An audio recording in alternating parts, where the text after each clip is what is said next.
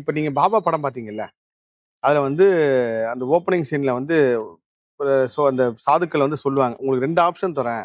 ஒண்ணு இந்த குழந்தைய எங்ககிட்ட குடுத்துருங்க, நாங்க பாத்துக்கிறோம்.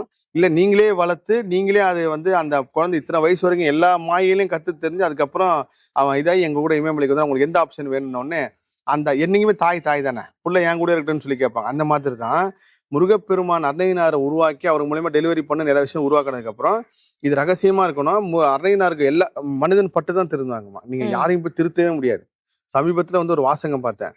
யாரையும் திருத்தணும் முயற்சி பண்ணாதீங்க. காலம் தன் கடமையை செய்ய காத்திருக்கிறது. அதுதான். காலம் எல்லாத்தையும் நம்மளுக்கு புரிய வச்சிரும். அப்போ முருகப்பெருமான் அவங்க அம்மா கனவுல மட்டும் போய் சொல்றாரு என்னன்ட்டு, இந்த பையனை அவன் இஷ்டம் போல வளர விட்டுரு. அவனுக்கா ஒரு நாள் ஞானம் வரப்போ பண்ணிதான் அவன் மிகப்பெரிய தெய்வ குழந்தைன்னு சொல்லிட்டு அதை வந்து சாகும்போது அவங்க அக்கா கிட்ட சொல்லுவாங்க. அப்போ அதே மாதிரிதான் அந்த அக்காவுக்கு தெரியும் அருணகிரிநாதர் சாதனால் கிடையாது. ஏதோ ஒரு நேரம் ஏதோ ஒரு மாயில இருக்கான்ட்டு. ஒரு கட்டத்துக்கு மேல அந்த மாயெல்லாம் தெரிஞ்சதுக்கு அப்புறம் தான் இனிமேல் வாழ்றதே வேஸ்டா, இவ்வளவு கேவலமா இருந்திருக்குமே, இப்படியெல்லாம் நம்ம மோசமா இருந்திருக்கோமே அப்படின்னு சொல்லி போய் கோபுரத்துல தற்கொலை பண்ணிக்கும் போது முருகப்பெருமான் காட்சி கொடுக்குறாரு.